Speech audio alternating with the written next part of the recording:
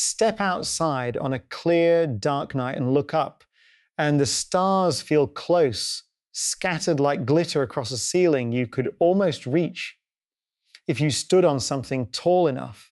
That feeling is a trick.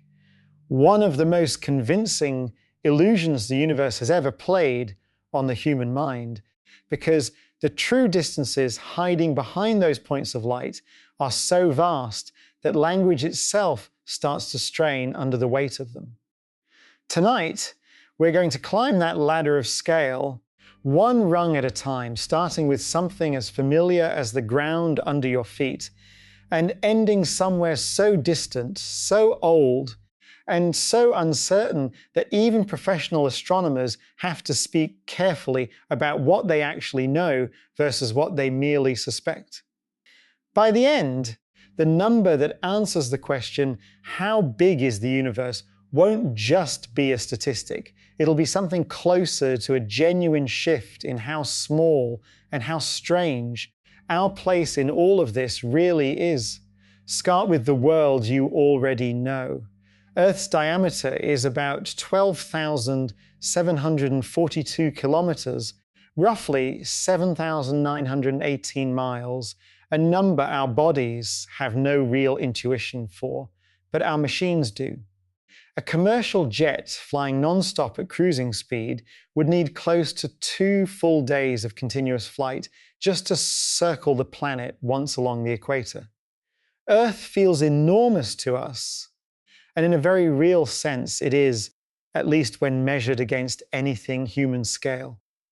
But step outside that frame for even a moment, and the picture starts to collapse almost immediately.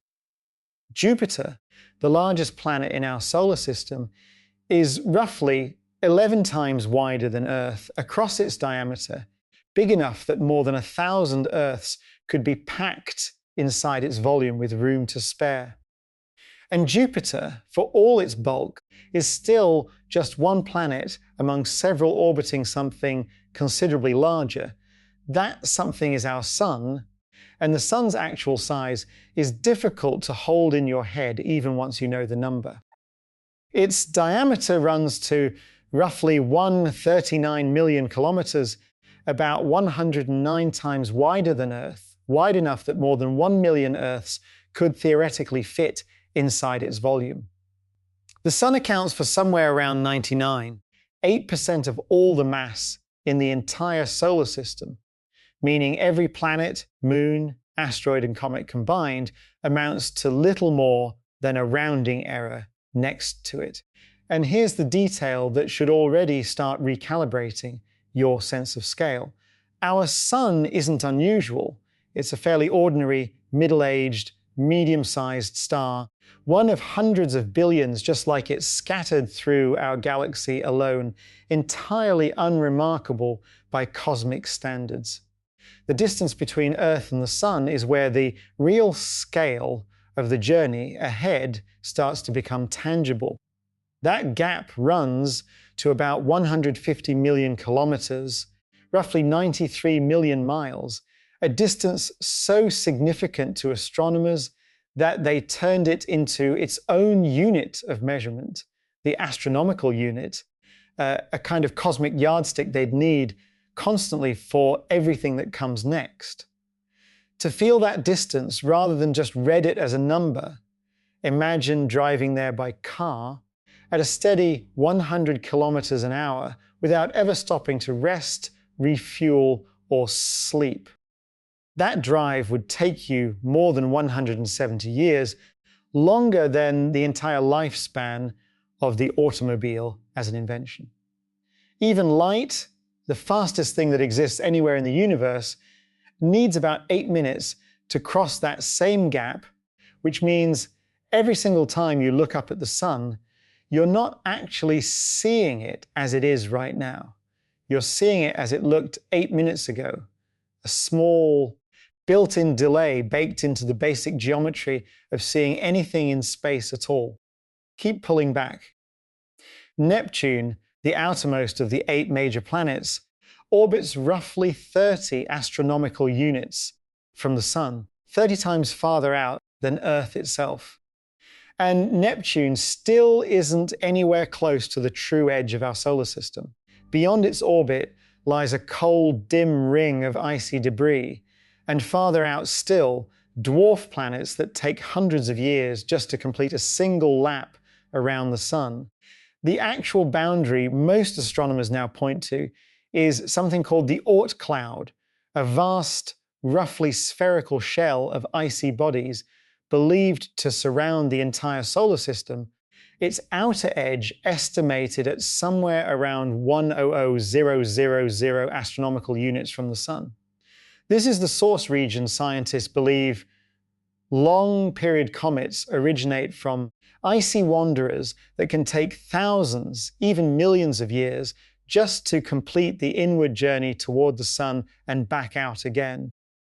At that point, astronomical units start to feel almost too small a unit to be useful, and this is exactly where a new, far larger measuring stick becomes necessary, one that will define almost everything else in this journey from here on out.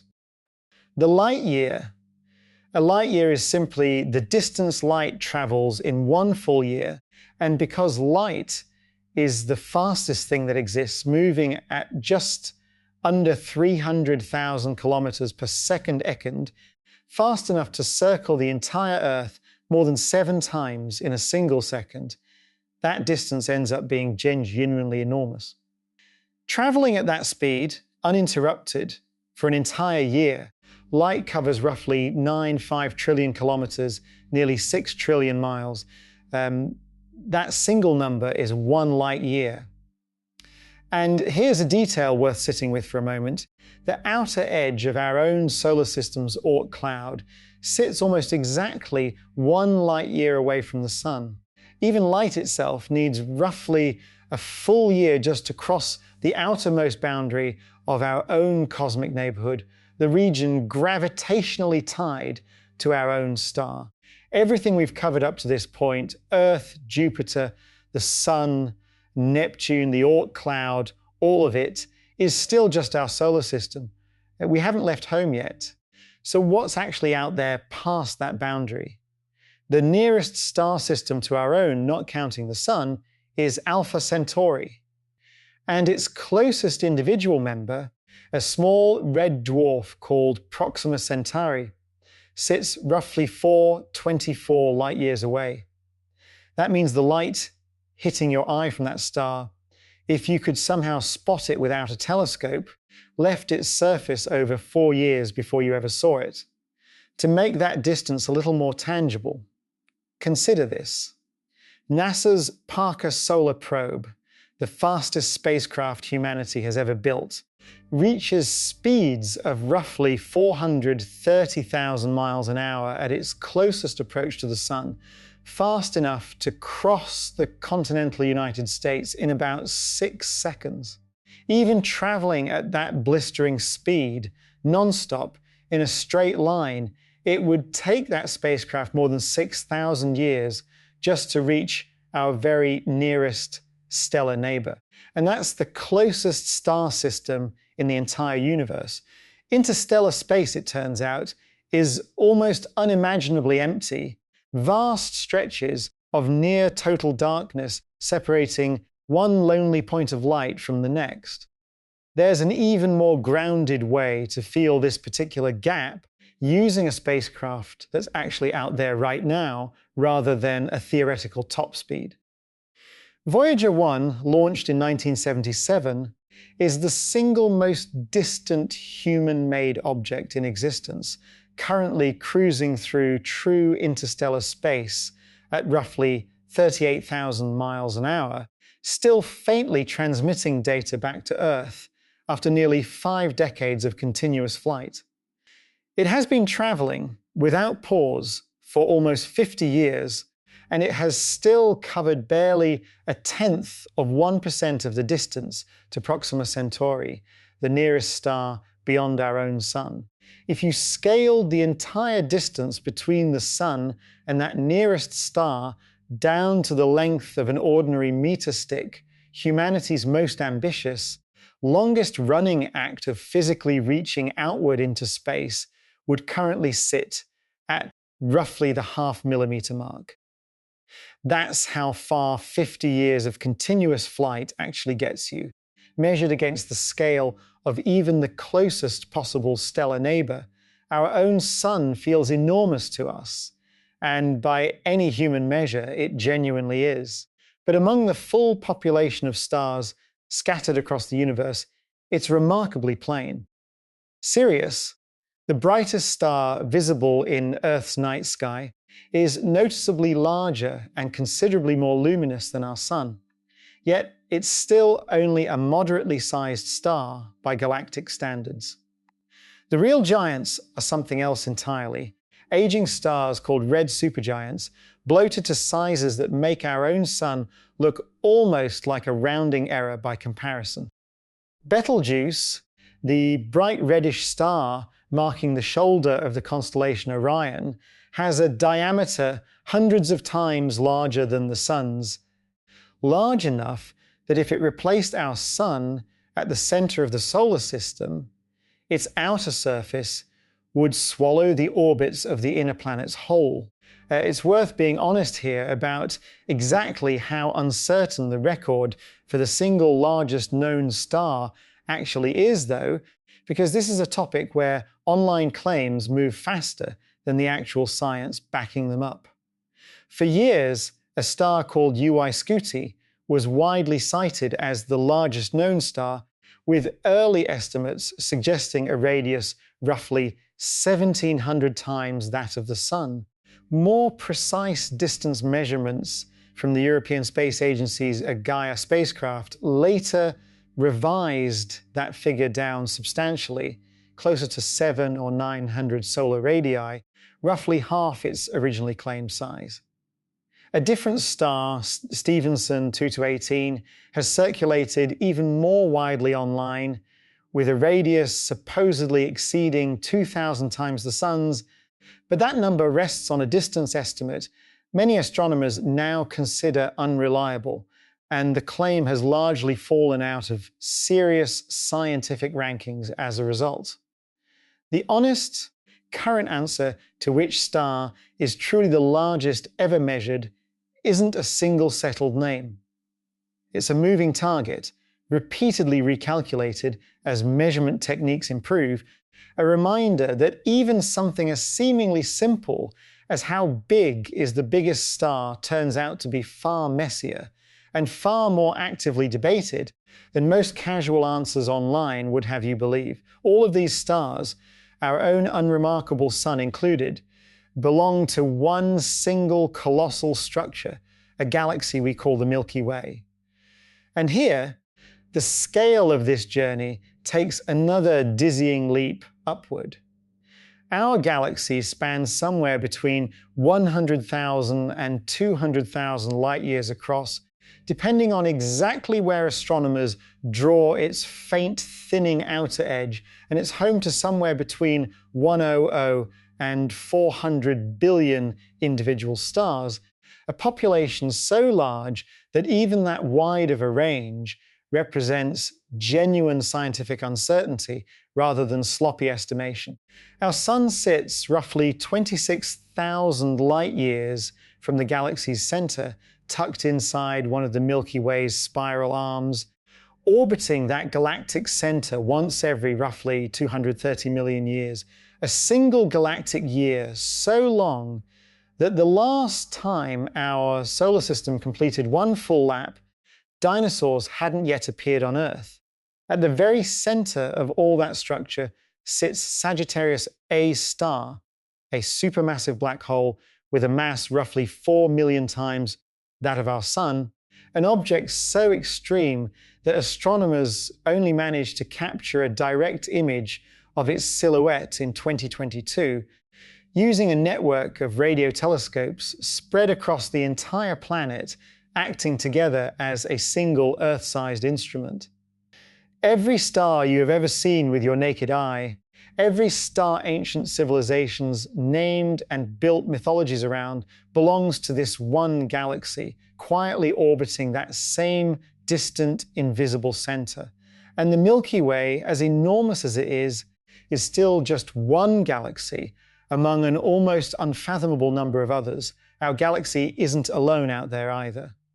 It belongs to a small, gravitationally bound cluster of roughly 50 to 80 galaxies called the Local Group, dominated by two major members, our own Milky Way and the slightly larger Andromeda galaxy, sitting about 5 million light-years away, close enough to be visible to the naked eye on a sufficiently dark night as a faint, elongated smudge, making it the most distant object most people will ever see without a telescope. And Andromeda isn't simply a neighbor passing quietly through the night.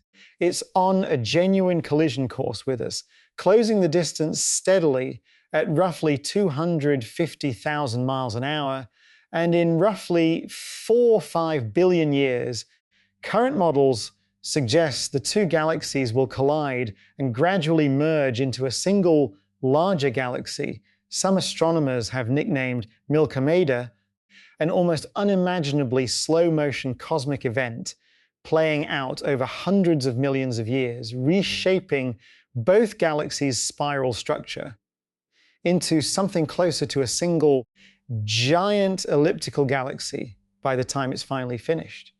Despite that eventual collision involving hundreds of billions of stars from each galaxy, actual star-to-star collisions are expected to be exceedingly rare, since even a galaxy as densely populated as ours is at its core still mostly empty space between individual stars. Zoom out even further, and our local group turns out to be just one small piece embedded within something considerably larger still.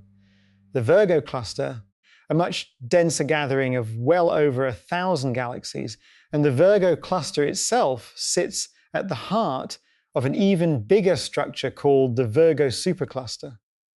For decades, astronomers treated the Virgo supercluster as the largest structure our galaxy genuinely belonged to, the outer limit of our true cosmic address. That changed in September of 2014 when a team of astronomers led by R. Brent Tully at the University of Hawaii published research revealing something considerably larger still. By tracking not just where galaxies sit in space, but how they're actually moving, mapping these subtle gravitational currents, tugging entire streams of galaxies in a shared direction, the way water finds its way downhill toward a common valley. What they found was an enormous supercluster of superclusters, roughly 520 million light-years across, containing somewhere around 100,000 individual galaxies, all of them slowly drifting toward a shared gravitational center. They named this colossal structure Laniakea, Hawaiian for immense heaven, honoring the Polynesian navigators who once used the night sky to cross the open Pacific Ocean. At the heart of Laniakea sits a genuinely mysterious region called the Great Attractor, partially hidden from direct view behind the thick, obscuring disk of our own galaxy. And right now, in this exact moment, our entire Milky Way, along with every star, every planet, and everyone reading this, is being pulled toward that distant gravitational center at roughly 600 kilometers per second econd, more than 1,000,000 miles an hour, a genuinely staggering speed you will never feel because there's nothing nearby and stationary to measure that motion against. There's a strange twist buried inside Laniakea's story worth knowing, though, because it undercuts the neat picture of everything eventually falling together into one enormous structure. Laniakea, for all its size, isn't actually gravitationally bound as a single permanent unit. The mysterious force known as dark energy, steadily pushing the universe apart at an accelerating rate, is stretching the space between galaxies faster than gravity can pull them together. Which means Laniakea, despite spanning 500 million light-years and encompassing 100,000 galaxies, is almost certainly destined to eventually disperse rather than fully collapse into itself. Even a structure of that scale, it turns out, isn't a fixed permanent address. It's a temporary alignment caught mid-drift on a timescale so long it makes human history look instantaneous by comparison. And even Laniakea, staggering as it is, isn't remotely close to the largest structure astronomers have proposed exists in the universe. Zoom out to the largest scales, cosmologists can meaningfully study at all, and the universe stops looking smooth or evenly scattered entirely. Galaxies and galaxy clusters arrange themselves into an enormous three-dimensional web, threading together into long filaments and flattened walls of galaxies separated by gigantic, nearly empty voids, a structure often simply called the cosmic web, held together in large part by the gravitational pull of dark matter, an invisible substance that outweighs all the ordinary visible matter in the universe, roughly 5-to-1. According to current cosmological models, it's worth pausing briefly on exactly what that means, because dark matter isn't simply a placeholder name for stuff astronomers haven't gotten around to finding yet. Its existence is inferred almost entirely through its gravitational effects. The way galaxies rotate faster than the visible matter within them should physically allow the way light bends around galaxy clusters more sharply than their visible mass can account for. The way the entire cosmic web of filaments and voids holds together at all.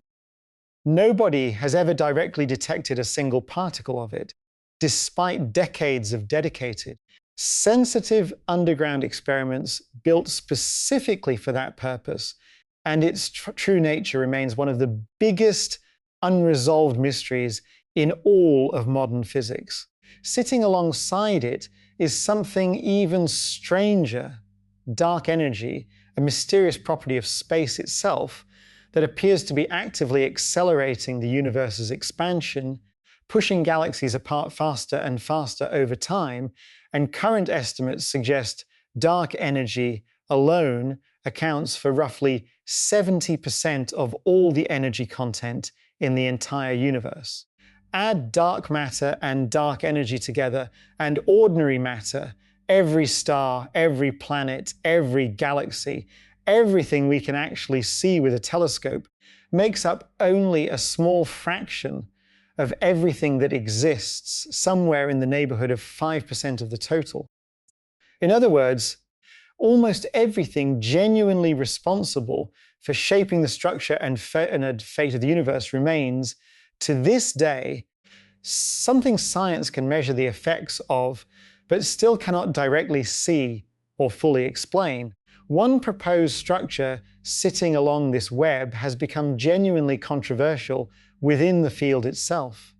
Named the Hercules Corona Borealis Great Wall, first identified in 2013 through an unusual clustering of gamma-ray bursts, some of the most energetic explosions the universe produces, this structure has been estimated at a jaw-dropping 10 billion light-years across, and some more recent reanalysis has suggested it may extend even farther still. If that measurement holds up, it would easily be the largest coherent structure ever identified anywhere in the observable universe. But it's important to say clearly that not every astronomer accepts that it's real. According to the standard model of cosmology, matter is supposed to look roughly uniform once you average it out across large enough distances, and a structure the size of the Hercules Corona Borealis Great Wall would technically be too large to fit comfortably within that expectation. Some researchers have argued the apparent clustering could be a statistical artifact, a trick of incomplete data and observational bias, rather than a genuine physical structure. The debate remains unresolved, published and re-arged in scientific journals as recently as this year. And it's a useful reminder that at the very largest scales astronomers study, the line between a confirmed discovery and an open question can be genuinely, honestly blurry. Whatever the true extent of the largest structures turns out to be, there's a genuinely strange twist buried in the very act of looking this far out into space, one that changes what these numbers actually mean. Because light takes time to travel. Looking far away and looking far back in time are quite literally the exact same act. Every photon reaching your eye or a telescope sensor tonight left its source some measurable amount of time ago. And the farther away the source, the further back in time you're actually looking. A sufficiently powerful telescope isn't just a magnifying instrument. It's a genuine time machine capturing light that began its journey long before Earth or the Sun or even the Milky Way as we know it today ever existed. The most distant galaxies astronomers have ever detected are so far away that their light has been traveling toward us for nearly the entire 8 billion year age of the universe itself, meaning we're seeing those galaxies not as they are today, but as they looked within the first few 100 million years after the Big Bang, quite possibly containing some of the very first generation of stars to ever ignite anywhere in the cosmos.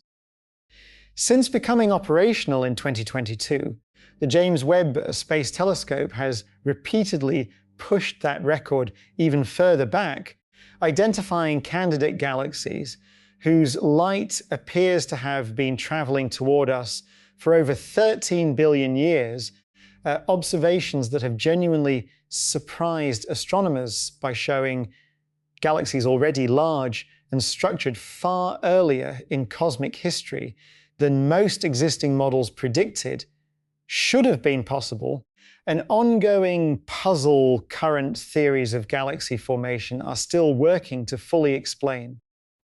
And that finally brings us to the true edge of everything we're capable of seeing at all, a boundary astronomers call the observable universe. Based on current measurements, its diameter comes out to roughly 93 billion light years. That number tends to trip people up immediately because the universe itself is only 13.8 billion years old. So how can we possibly be seeing anything 93 billion light years away? The answer lies in the fact that space itself has been continuously expanding this entire time, stretching in every direction at once. While the light from the most distant galaxies was making its billions of years long journey toward us, the space between us and those galaxies kept expanding too, carrying them even farther away in the meantime. We're not seeing where those galaxies actually are right now.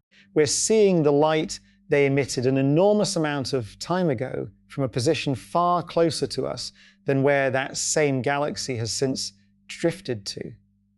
Thanks to the ongoing expansion of space itself, inside that observable sphere sits a genuinely staggering number of galaxies, though it's worth being honest that even this number has shifted dramatically depending on when you ask. And that instability is itself worth understanding rather than glossing over. For decades, the working estimate hovered somewhere around 100 to 200 billion galaxies, based largely on direct counts from deep field images captured by the Hubble Space Telescope.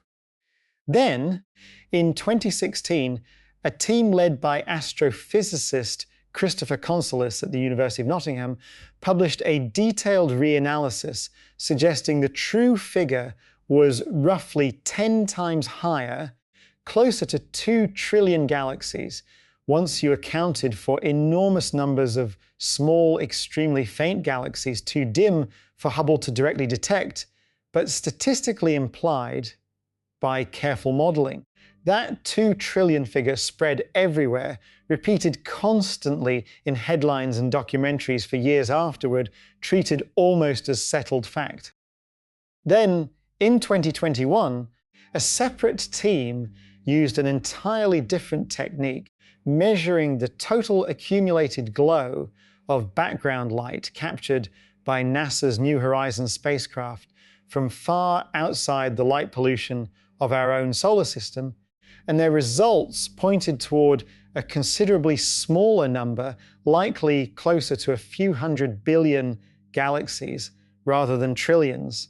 The honest state of the science right now is that the total galaxy count remains a genuinely open, actively contested number, not a fixed, agreed-upon figure, and it's likely to keep shifting again as newer instruments, including the James Webb Space Telescope, continue mapping fainter and more distant regions of the sky than ever before.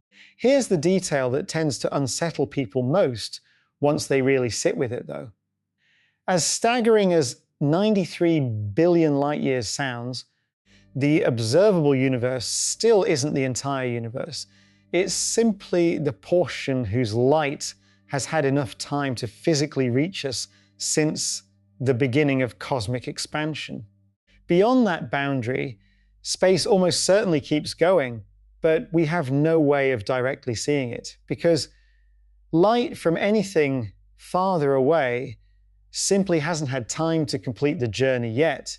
And thanks to the accelerating expansion of space itself, an unknown amount of it may never arrive at all.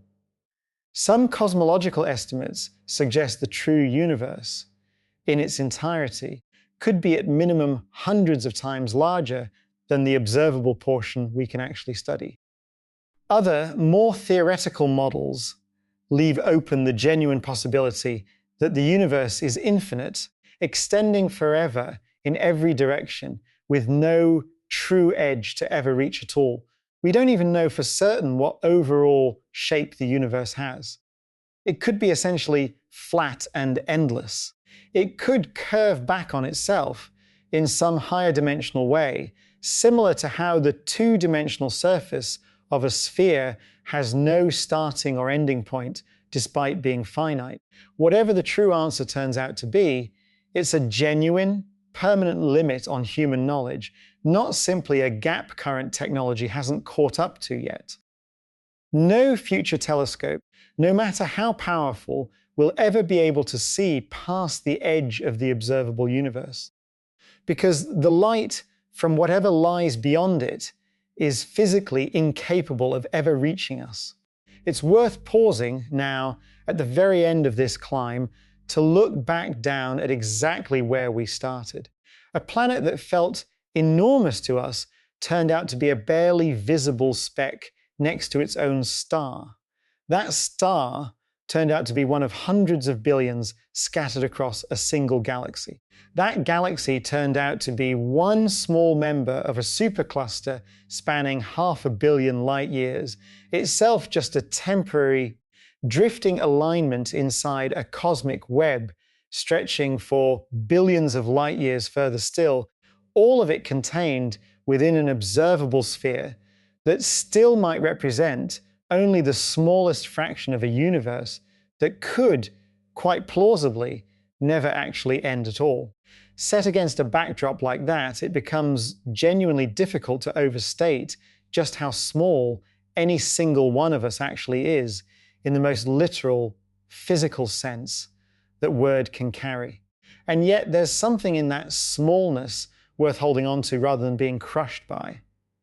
Every measurement described in this video, the width of the Oort cloud, the mass of the sun, the speed of our galaxy's plunge toward the Great Attractor, the shifting, endlessly re-argued estimate of how many galaxies actually exist, was worked out by exactly the same kind of creature this video started with.